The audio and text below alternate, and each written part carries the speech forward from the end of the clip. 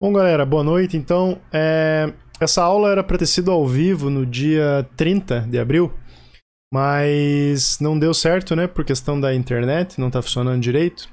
Então eu tô gravando essa aula e vou fazer ainda upload, provavelmente ainda hoje, no dia 30, tá? Mas fiquem de olho aí que não deve demorar muito.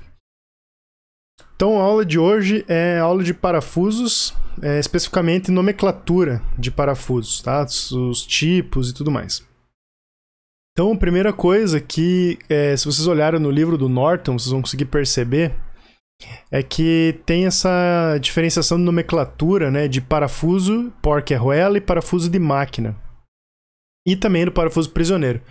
Parafuso prisioneiro, vocês devem ter visto lá no vídeo do telecurso, né, que ele é um parafuso que ele não tem a cabeça, né, ele fica inserido dentro da máquina, de modo que ele tem rosca dos dois lados. Então ele é muito usado para algumas montagens compactas, onde você não tenha, onde você tem que ficar montando e desmontando várias vezes, de repente, ou onde você quer que os dois lados sejam cegos, ou às vezes bom, tem várias aplicações, né, no ramo da mecânica. Mas tem uma diferenciação meio esquisita, né? Parafuso de porca e parafuso de máquina, tá? Da onde que vem isso? Se vocês trabalharem com desenho, vocês vão ver lá, por exemplo, no SolidWorks, lá no toolbox deles, ele tem essa diferenciação lá. Você tem parafuso de porca e parafuso de máquina. Só que quando você pega a peça e olha, é exatamente a mesma coisa. Não tem diferença alguma de um parafuso de porca com um parafuso de máquina. Então, o que acontece, né? Por que tem essa diferenciação? A diferenciação é uma diferenciação histórica e ela vem do inglês, onde parafuso de porca, né, e parafuso de máquina seria em inglês seria bolt, e o screw, né? Então você tem o bolt, que seria o parafuso de máquina, e você tem o screw, que seria o parafuso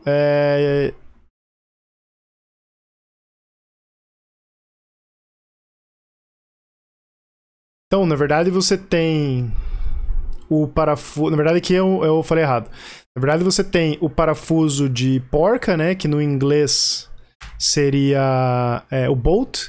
E o parafuso de máquina, que na verdade seria o screw, tá? E aí você tem o parafuso prisioneiro, que seria o stud, tá?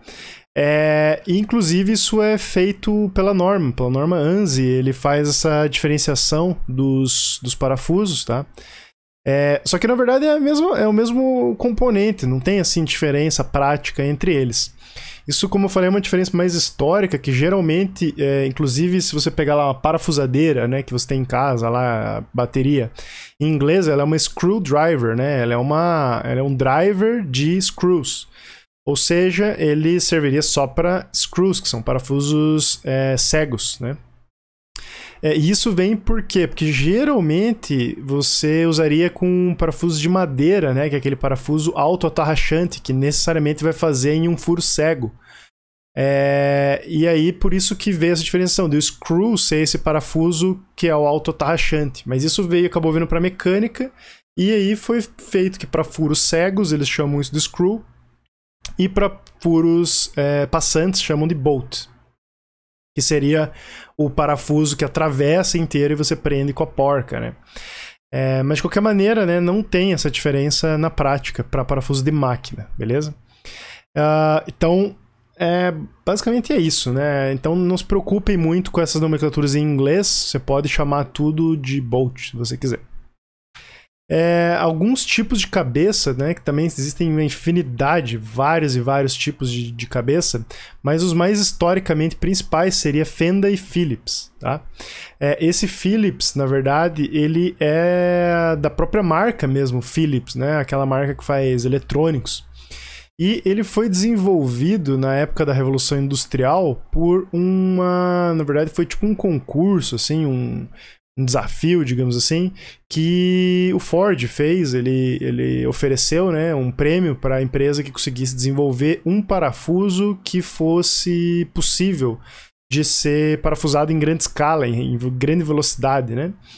E aí foi feito essa ideia aqui dessa cabeça em formato de cruz, né?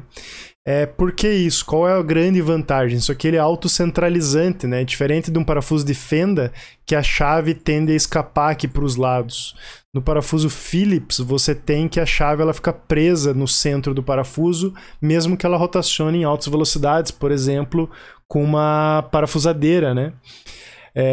Então tem essa grande vantagem. A outra vantagem é que ela tem esse cone aqui, né? Ele é cônico, onde você encaixa a chave, de modo que quando o torque excede um torque designado, né, pelo tamanho da cabeça, o que vai acontecer com a chave? A chave ela vai escapar para cima, certo? Porque ela vai ter essa força normal para fora, uma componente da força normal para fora. Então isso também garante que o parafuso não pode ser apertado acima do limite dele, né? Então tem todas essas vantagens tecnológicas em relação ao clássico parafuso de fenda, né? A chave de fenda. Então isso seria uma explicação histórica, né? E aí eu brinco aqui com esse slide que é uma solução tão universal, né?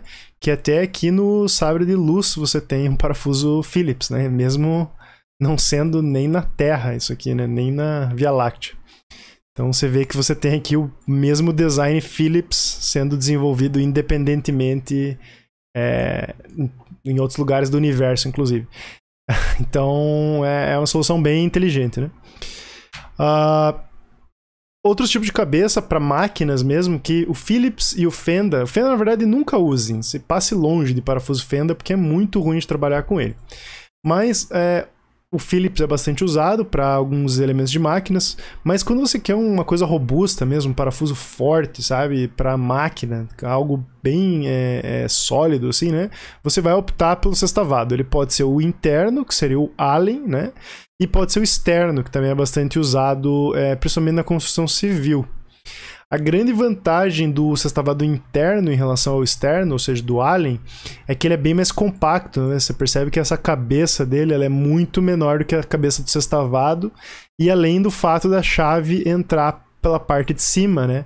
O que ajuda em várias montagens. Porque você tem que ter, além de você ter uma cabeça maior no sextavado, você ainda tem que ter um espaço aqui para entrar a chave, né? E mais um espaço ainda para a chave girar. Certo? A menos que se use uma chave de soquete, né? Que aí também não precisa de tanto espaço assim. Mas, em geral, você precisa de muito espaço ao redor da cabeça do parafuso quando você opta pelo uso da chave sextavado, né? Da cabeça sextavado. Então, uma das escolhas mais padrões assim, para máquinas seria o parafuso Allen, que é o parafuso de encaixe. Tá? E, além desse que eu falei, você tem uma infinidade de outros parafusos que seriam, a maior parte deles, com a característica de tamper-proof, né? Que seria a prova de farsa, a prova de violação, né? Que o exemplo mais tradicional é esse aqui, o Torx, e melhor ainda, né? O Torx com um pontinho no meio, né? Esse aqui é o parafuso que é usado na verdade, esse aqui é o parafuso que é usado geralmente em eletrônicos, né? Por exemplo, videogame, essas coisas que eles não querem que você abra, eles usam esse tipo de parafuso. Se vocês olharem nos pontos de ônibus, vocês vão ver que é esse tipo de parafuso aqui, que seria um Allen com um pino aqui no meio. De modo que você não consegue enfiar uma chave aqui, né? Você precisa ter a chave furada para ela encaixar aqui e poder girar. Então esse tipo de parafuso, a função dele é para dificultar, e muitas vezes, a abertura, né? Você não ter a violação da abertura desses elementos. Outro aqui que você tem vários exemplos, mas esse aqui, né, que seria um chave de fenda, só que aqui ela tem essa rampa, né? Isso aqui, se você visse isso aqui em corte, né, ela seria tipo uma rampa assim, ó, né? Ela teria uma hélice, que é uma hélice. Então você só consegue girar ele para um lado, né? Você só consegue girar ele para esse lado, que é de apertar. Quando você tenta girar a chave para o outro lado, a chave ela sobe aqui nessa rampa e não consegue tirar o parafuso. Então isso aqui seria o parafuso one way, né? Que você somente consegue colocar ele, você não consegue tirar ele. E aí tem várias loucuras aqui, outros tipos diferentes. Esse aqui também é a mesma coisa, né? Você só consegue girar para um dos lados, tá? Então, enfim, tem vários exemplos aqui que seriam a prova de fraude, tá? Porcas também, existem uma infinidade de porcas. A que eu mais vou chamar a atenção são essas que estão no slide. Então você tem a porca tradicional, né, que ela tem uma determinada altura aqui padronizada por norma, de modo que ela garanta que não vai espanar a rosca quando você apertar ela. E aí você tem a porca de pressão ou a contra-porca, que seria uma altura menor. Então ela não tem uma característica estrutural. Você não pode, não, vou pegar dessa aqui que é mais barata, é mais curtinha, fica mais bonitinho. Não, você tem que usar a porca correta, né? Essa aqui ela serve para você usar em cima dessa, geralmente, para você fazer o aperto de uma contra a outra e você conseguir travar o sistema para ela não soltar com vibração. Então geralmente é assim que é usado. Você usa a porca estrutural padrão e aí coloca essa por cima aqui, apertando essa em cima dessa, né? Para você gerar nessa parte aqui de cima, né? Você gerar uma tensão na rosca do parafuso, de modo que ela não solte tão fácil com a vibração. Mais soluções mais robustas anti-vibração seria a mais segura de todas, é a porca castelo, que você, aqui tem o parafuso, né? Você parafusa ela, faz um furo no parafuso e insere essa cupilha, e aí essa ponta aqui você abre ela assim para fora. E aí com isso aqui é impossível, né, o parafuso girar depois do que a cupilha está inserida, né? Então com isso o parafuso não solta devido a vibrações. Você tem o borboleta, que é bastante usado em equipamentos leves, ou às vezes até em academias, as coisas que você tem que girar com a mão, a porca. Então ela tem essas orelhinhas que permitem que você consiga manualmente, sem nenhuma ferramenta, abrir e soltar esse mecanismo. Você tem porca de cúpula, que é importante em elementos de segurança, né? Imagina que você tem uma ponta de eixo rodando com uma rosca, né? Então você talvez tenha que ter essa cobertura aqui para não ter nenhum elemento cortante exposto ao usuário, né? Outras soluções para antivibração é a porca de travamento elíptica, então ela é menor aqui, ó, tá vendo que ela é cônica, e aí o que acontece? Essa parte aqui ela vai entrando deformando, tá? Então ela faz uma deformação plástica aqui e ela consegue travar bem essa rosca, né? Tá vendo que aqui, ó, ela tem essa superfície dela aqui é uma elipse, certo? Então ela é menor aqui dos lados, de um dos lados da porca.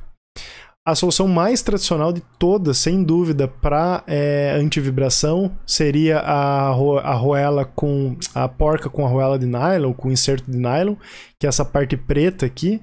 Ela é um plástico, né? Ela é um nylon. E ela é um pouquinho menor do que a rosca, certo?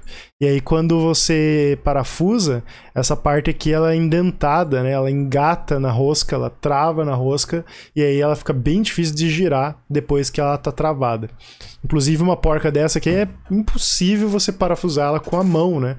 Você necessariamente precisa de uma ferramenta, porque ela fica bem pesada de fazer o aperto por causa desse inserto de nylon. Você tem porca de travamento com pino, que tem é um pino com um dente aqui, né? Que você rotaciona ele aqui nesse plano, né? E aí você trava também na rosca. Essa aqui não é tão eficiente, que é a porca de travamento com flange, mas ela também pode auxiliar dependendo do material que você está apertando, se for um material mais mole do outro lado. E como eu falei, a mais usada de longe é com travamento com inserto de nylon. Outras soluções um pouco mais simples, mais baratas de antivibração seria a arruela com travamento de pressão, né? Então isso aqui é como se fosse uma mola, então ela vai conseguir absorver um pouco dessa vibração de modo a tentar manter a força de aperto constante. Você tem essa aqui que tem dentes, que ela é assim, né? Tá vendo? Ela é cônica e a hora que você aperta os dentes eles enfiam, né? Tanto ou no buraco ou no parafuso. Então esses dentes eles entram e travam no parafuso. E essa aqui são as variações, né? Só com dentes internos, só com dentes externos. Tipo de fabricação de fixadores tem duas fabricações mais clássicas, né? Você tem as roscas cortadas, que seriam usinadas, então ela vem aqui a barra, né? A barra de aço. E aí a ferramenta vem usinando isso aqui, né? Obviamente não num único passe, mas ela vai usinando em vários passes. até que ela usina o canal da rosca, que seria uma solução mais barata. E você tem a rosca laminada, que é uma ferramenta que ela aperta aqui, né? Ela aperta essa superfície, só que girando, né? Então isso aqui, essa rosca tá girando em torno desse eixo, e ela vai apertando, apertando, apertando, e aí ele conforma, ó, tá vendo que isso aqui são os grãos, né? Então ele amassa o material para dentro aqui, em vez de cortar ele. É evidente que a rosca laminada ela é mais resistente do que a rosca usinada, devido ao encruamento superficial da microestrutura aqui, né, dos grãos do material. Então é preferível que se use roscas laminadas, né? Contudo, em porcas, eu acho que não existe porcas laminadas. Eu acredito que todas as porcas sejam usinadas. Então depende muito se é rosca interna ou externa, né? Tem algumas limitações desse processo de fabricação.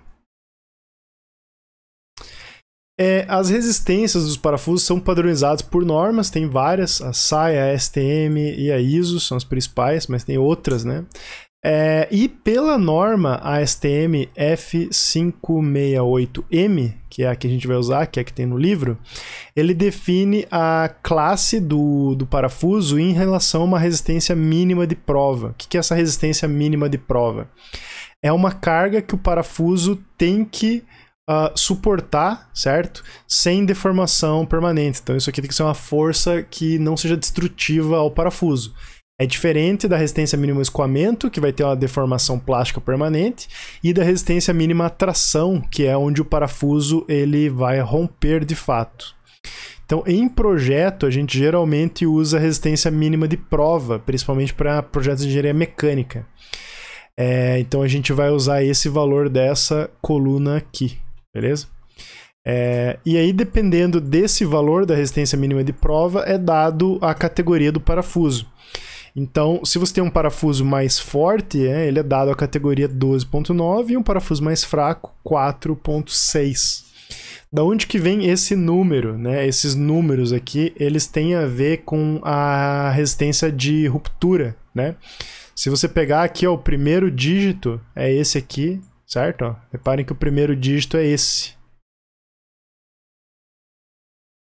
Beleza? O primeiro dígito, ou 2 dígitos, dependendo aqui, né? Seria a resistência mínima à tração. E o segundo dígito é a resistência mínima de prova, vezes um fator lá. Eu não lembro, tinha que olhar na norma. Mas ela tem a ver com essa resistência mínima de prova aqui, tá? Eu não lembro de cabeça. Tem que ver na norma. Mas, de qualquer maneira, só batendo o olho no número do parafuso, você consegue saber as resistências de teste desse parafuso, tá? Mas o primeiro número é a resistência de ruptura, né? Vocês podem ver aqui. Bom, vamos lá, dar continuidade aí. Outra coisa que é padronizada em parafusos são os tamanhos desses parafusos, né? Então você tem que, para um determinado diâmetro, né, que é padronizado, não existe assim, eu quero um parafuso que tenha 6,3 milímetros. Não tem. Os diâmetros padronizados métricos, eles vêm com a letra M na frente, para indicar que é um parafuso métrico, e eles vêm nas medidas, né? 4, 5, 6, veja que não tem o 7, 8, não tem o 9, 10, não tem o 11, 12, não tem o 13, 14 e por aí vai. Então esses seriam os padrões métricos segundo a norma DIN, né? As normas padronizam isso aqui um pouquinho diferente, mas é bem parecido, tá? E eles têm dado que você sabe qual é o parafuso, por exemplo, M8, você tem todas as medidas já definidas para um parafuso M8, independentemente do lugar do mundo, né? Então um parafuso M8, o que é o 8? 8 é esse diâmetro aqui, beleza? É o diâmetro da rosca, né? Esse é o 8, é o diâmetro da rosca aqui. 10 é o diâmetro da rosca, 10 milímetros de rosca, né? É o diâmetro aqui medido. Então, um parafuso M8 vai ter um passo, né? O que é o passo? O passo é a distância entre dois filetes, né? Entre duas hélices aqui. Então, esse é o passo, é a distância entre dois filetes de rosca. Então, um parafuso M8 vai ter um passo 1.25. Isso aqui é um passo normal, né? Existem parafusos de passo mais fino e mais grosso. Isso aqui seria o padrão, o normal. Então, um parafuso M8 vai ter um passo de 1,25 milímetros. Então, essa distância aqui vai ser 1,25 milímetros. O K é a altura da cabeça aqui, se ele for um parafuso sextavado. Vai ter 5,3 milímetros. Daí, dependendo, né, da classe aqui, grade A e B é a resistência dele, é a tipo, né, da fabricação dele. E aí esse E vai estar associado a esse tamanho aqui, né? É o tipo de fabricação, se a cabeça é estampada, usinada, etc. Então você tem o tamanho aqui da cabeça, né, o diâmetro dela. Esse S é o tamanho da chave, né? Ó, tá vendo que a chave vai entrar aqui, então é o vão da chave. Então num parafuso M8 você vai usar uma chave 13, certo? Num parafuso M10 você vai usar uma chave 17, por aí vai. E L é o comprimento total útil aqui, né, do final da cabeça até o final do corpo dele. E aí esse comprimento, obviamente, ele tem um range, né, ele não é um valor fixo, porque você pode querer um parafuso mais comprido ou um parafuso mais curto. Mas repare que não existe parafuso M8 com 1 metro de comprimento, né? O parafuso M8 sextavado vai ter de 12 milímetros a 60 milímetros de comprimento.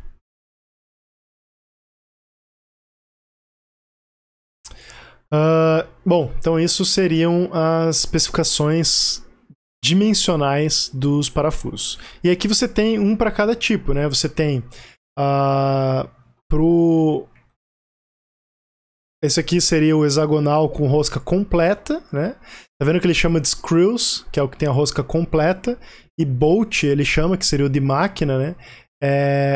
Ele tem a rosca parcial, certo? Mas em português a gente não faz essa diferenciação. Seria rosca, parafuso completo, parafuso com rosca parcial, né? A gente não faz essa diferenciação em português. Então aqui seria com a rosca parcial, então aqui é liso, essa parte é liso, e essa parte aqui é a rosca, né? O que muda aqui? Muda que agora a gente tem o comprimento da rosca. E o comprimento da rosca é padronizado e é sempre o mesmo, dependendo da faixa. Então aqui, para um parafuso com menos de 125 milímetros, se for um M8, a rosca vai ter 22 milímetros. Certo? Então não depende mais do comprimento do parafuso. A rosca aqui vai ter 22 milímetros. Não importa se o parafuso tem 35, se ele tem 40, se ele tem 50 ou se ele tem 80, tá? Então reparem que esse pedaço aqui que faltou, ele vai ser o quê? L menos B. Concordo? Então esse pedaço aqui liso vai ser, digamos ali, 35 menos 22, se o parafuso tivesse 35 milímetros de comprimento, certo? Então, essa é a diferença aqui, né, dos parafusos de rosca parcial e os parafusos de rosca completa. A gente tem também as porcas. Também tem todas as medidas padronizadas. Então, de novo, uma porca M8 vai ter o passo. Óbvio que o passo tem que ser igual ao passo do parafuso, né, não pode ser diferente. Mas você tem as medidas aqui, ó, tamanho da chave, tá? Repare que o tamanho da chave também é o mesmo, ó. 13, 13, né? Então tanto faz a cabeça sextavada ou a porca, elas têm o mesmo tamanho de chave. Você tem a altura aqui da porca, né? Que também é bastante importante, porque imagina assim, você tem aqui duas chapas que você quer furar, você quer parafusar juntas, e você quer saber qual o comprimento que tem que ter esse parafuso, comprimento L. Você precisa colocar a porca aqui na ponta, né? Então você precisa saber qual é esse tamanho M, né, da porca, para você medir, né? Você tem duas chapas de 10 milímetros, então você precisa de 20 milímetros aqui de parafuso, mais o tamanho da porca, né? Então, para isso que é importante você saber o comprimento M da porca. Tá?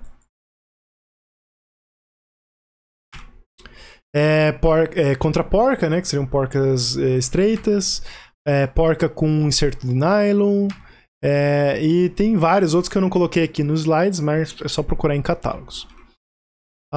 Você também tem algo que é muito importante quando você vai fazer um projeto, que é se lembrar que o parafuso ele não nasce dentro da máquina, certo? Ele precisa ser colocado. E ele é colocado usando uma chave.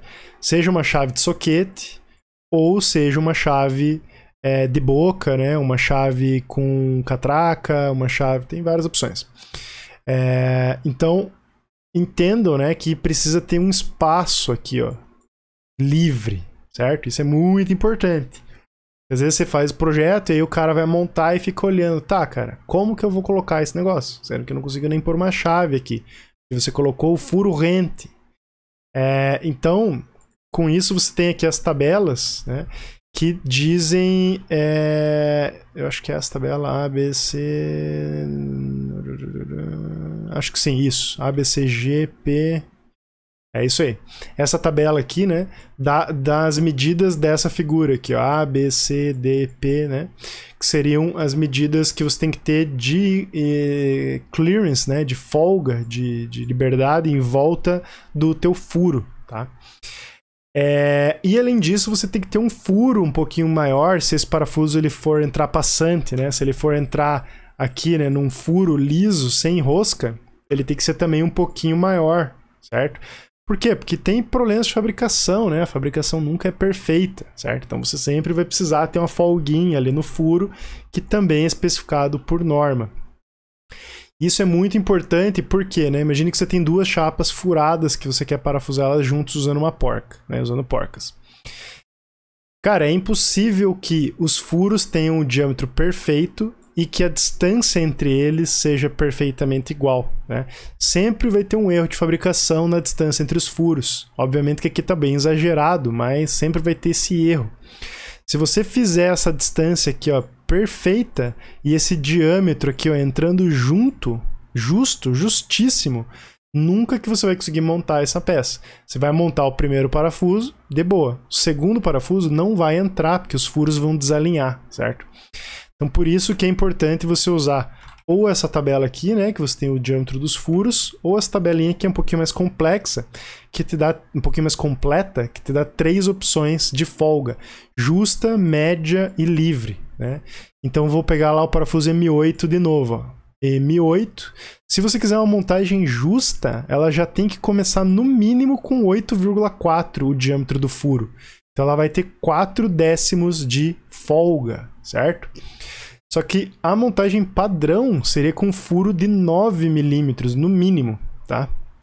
Então, vejam que você já tem aqui 1 milímetro de folga, podendo virar até 2 milímetros de folga, caso você use um processo de fabricação mais grosseiro, certo? Então, essa informação que você tem, aqui seria um processo de fusinagem muito preciso, um processo de furação convencional e um processo de furação mais grosseira, tipo corte a água, corte a plasma, alguma coisa desse tipo. Então, para cada parafuso você tem um diâmetro de furo, certo? Em alguma tolerância. Isso é extremamente importante na hora do projeto, porque senão não vai dar para montar.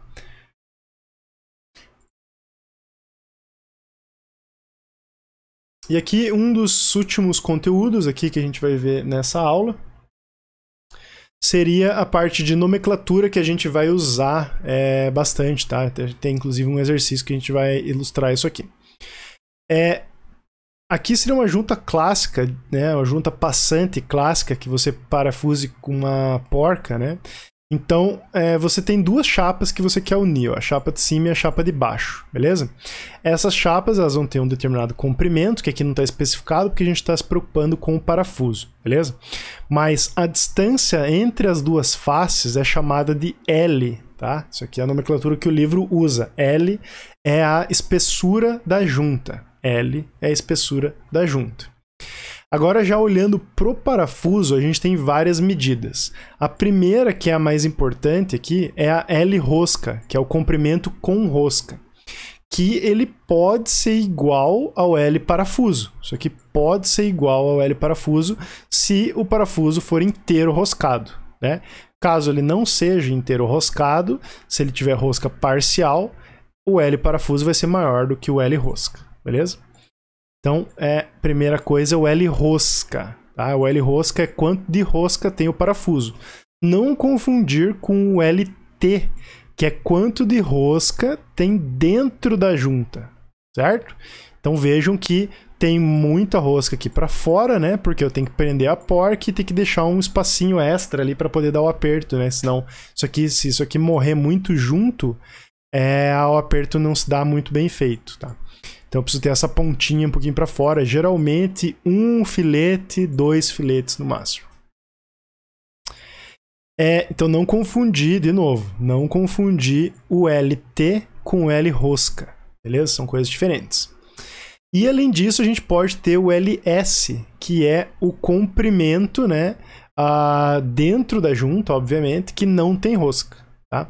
Lembrando que LT pode ser igual ao L, se todo o parafuso for roscado, certo? Aí o LT vai ser igual ao L, mas num caso geral, não é isso que acontece. Bom, então essas são as nomenclaturas principais. LT, L rosca, LS, L parafuso e L. E P é a força, né, que está tentando separar a junta, né? Seria a força de separação da junta, beleza? Se for um parafuso cego, né, um parafuso de máquina, ele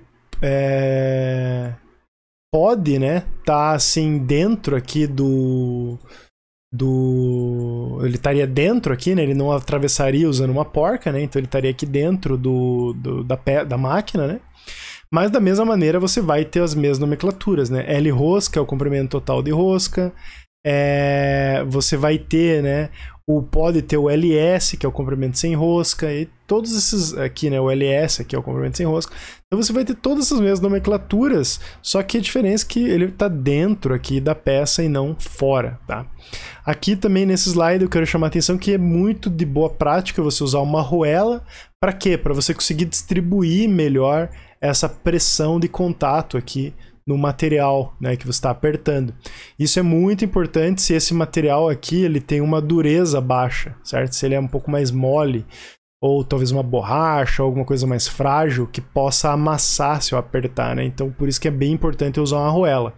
Mas mesmo em aço é bem comum o uso de arruelas para você aumentar essa área de contato, ó, que seria apenas esse diâmetro, está aumentando o diâmetro de contato entre os materiais. Então, para isso que servem as arruelas. E aí, a gente vai fazer aqui o exercício, né? Os exercícios dessa parte aqui dessa primeira parte da aula. Então, qual que é o problema, né? Deseja-se unir duas chapas com parafusos M8, tá? Então, esse parafuso aqui é um M8. Ou seja, esse diâmetro aqui do parafuso é igual a 8 milímetros. Então isso aqui a gente já sabe. Cada um com uma espessura de 15 milímetros. Opa, então L é igual a 30. Show? L é igual a 30. Selecione o diâmetro da furação passante e o comprimento nominal do parafuso, né? Então, bom, diâmetro da furação. Como é que a gente faz diâmetro da furação? A gente vai usar essa tabela. Então vamos considerar que é um ajuste médio. Então o diâmetro da furação vai ser 9 milímetros. Então aqui, diâmetro da furação. Diâmetro da furação aqui, 9 milímetros. Isso aqui é 9 milímetros se for um ajuste normal. Comprimento nominal do parafuso. Putz, como é que a gente vai fazer isso aqui? Bom, vamos pensar um pouco, né? Se essa distância aqui é 30, tá? A distância da arruela, ela geralmente é igual a um passo. Beleza? Então a gente tem 30 mais um passo da rosca, que daí a gente já vai lá consultar quanto que é, mais o tamanho da porca, que a gente também vai consultar quanto é que é, mais aqui, vamos dizer, 2 passos, 2 roscas. Então vamos dizer que isso aqui tem 30 mais 3 passos mais L porca. Beleza? Então esse é o comprimento que tem que ter, né? Ele tem que apertar os 30 da junta, passar a arruela, passar a porca e sobrar mais 2. Então vamos pegar essas informações na tabela aqui. Então a primeira que a gente vai olhar aqui é passo. Opa, aqui. O passo desse parafuso é 1,25 milímetros. Show. E a outra informação é o M, que é o comprimento da porca. O comprimento da porca é 6,5. Então, 1,25, 6,5. Então, esse termo aqui é 6,5 e esse aqui é 3 vezes 1,25. Vamos calcular isso aqui. Então eu tenho 3 vezes 1,25 mais 6,5 mais 30. Isso vai dar 40,25.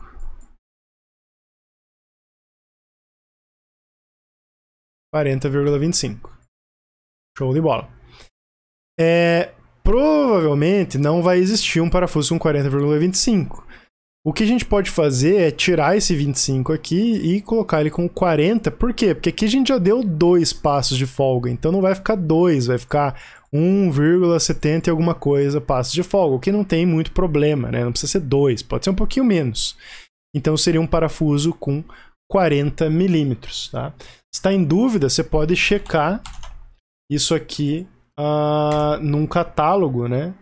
Deixa eu pegar aqui, ó. Vamos abrir aqui um catálogo de parafusos aqui, ó. Tem o catálogo da Caesar. Vamos ver se existe esse parafuso mesmo. Vamos procurar aqui. Catálogo, parafusos.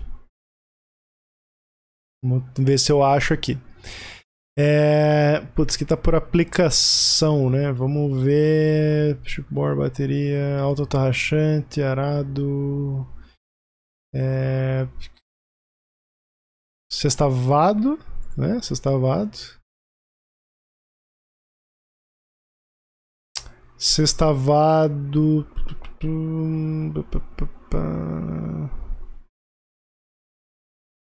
MA. Pode ser esse aqui, né? Que seria o métrico.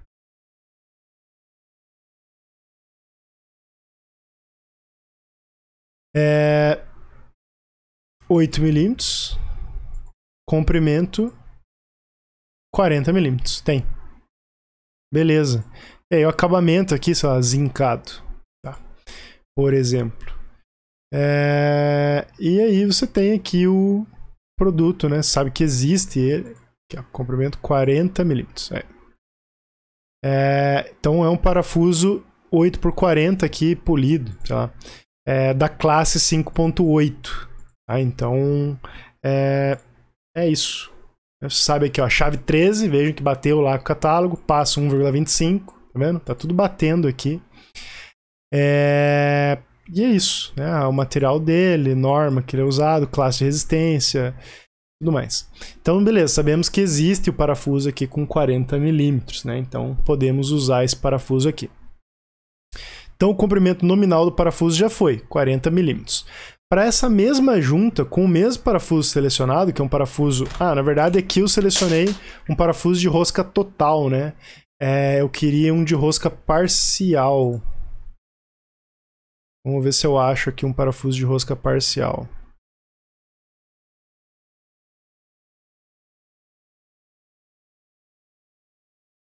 Vamos tentar procurar aqui.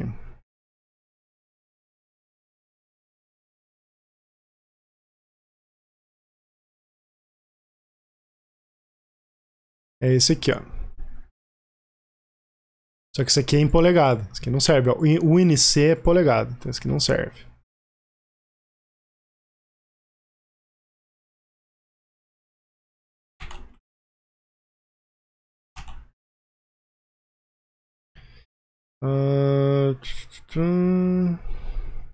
Aqui, ó. Esse aqui é o métrico. Isso, esse aqui é o métrico.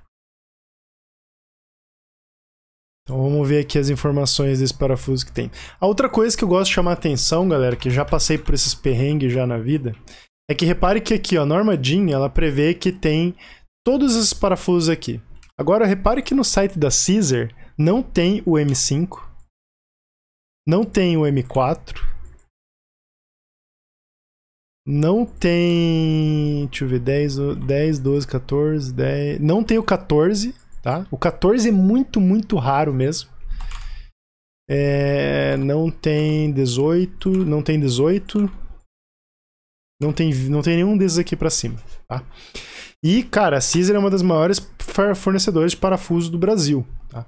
Então vejam que mesmo eles não têm esses parafusos aqui que eu marquei. Então, uma coisa é ter na norma, outra coisa é ter na loja, tá? Então, sempre bom contatar o fornecedor antes de fazer o projeto, senão você corre o risco de selecionar um produto que você não vai encontrar para vender. Você vai ter que mandar trazer de fora ou alguma coisa assim, tá? Ó, aqui também, repara, não tem com 40 milímetros esse parafuso aqui, tá? Ah, professor, mas na norma diz que tem, ó, de 35 até 80. Azar, cara. A norma é norma, mas na prática não tem, tá? Então, beleza. Então vamos continuar mesmo com aquele que a gente tinha selecionado aqui, né? E vamos seguir a norma em vez de seguir o que tem ali no site da Caesar. Então, para essa mesma junta com esse parafuso, que é de rosca parcial, determine L parafuso, L rosca, LS, LT e LL, né? Só o L. Bom, o L já foi determinado, 30. Né? Que é esse comprimento total aqui. Agora aqui, galera, que o pessoal se confunde, né? Aí eles confundem, ó, o L rosca com o LT, né? Vamos lá pegar no catálogo quanto de rosca que tem o parafuso. Quanto de rosca que tem o parafuso? É a medida B. Então são 22 milímetros. Aqui, ó, 22 milímetros de rosca. E aí o cara vai lá e diz que L rosca aqui é 22. Maravilha, isso está certo. L rosca 22 milímetros, que é esse comprimento daqui, ó. Beleza? E agora como é que faz para calcular o LT? Né? Uma coisa que o pessoal às vezes faz é ir subtraindo esses pedaços aqui, né? Subtrai 2 passos, subtrai 1 passo. Mas não, galera. Vamos fazer do jeito mais inteligente, né? Vamos calcular esse pedaço aqui, ó, que é o LS. O LS vai ser 40, para esse problema aqui, ó, 40, né? Que é o comprimento total do parafuso, 40, menos L rosca, que é 22. Que vai ser igual a 18 milímetros. Então, essa altura aqui, ó, é 18 milímetros. Se o todo é 30, quanto que sobrou aqui? 12, né? Porque 12 mais 18 tem que dar o 30. Esse 30 aqui, né? 30 da junta. Então, 18 mais 12, 30. Ou seja, L parafuso, a gente já viu que era 40. LS é 18. E o LT é 12. Beleza? Tudo isso em milímetros. E não tem mais nada para a aula de hoje, beleza? Para a aula de hoje temos somente esse exercício, tá? Na aula que vem a gente vai ver a parte de parafusos de potência, que seriam aqueles parafusos para movimentação de carga, né? Que é usado em guindastes, em tornos, morsas, máquinas ferramentas, que é o parafuso que transforma o movimento rotacional no movimento linear e vice-versa. Então, de novo, galera, desculpe pela internet aí, não teve como dar essa aula ao vivo, mas qualquer dúvida, me contatem no meu Discord ou no e-mail, etc. A gente resolve as dúvidas, ou na aula que vem, que se tudo der certo, será ao vivo, beleza? Obrigado aí por assistirem e até a próxima.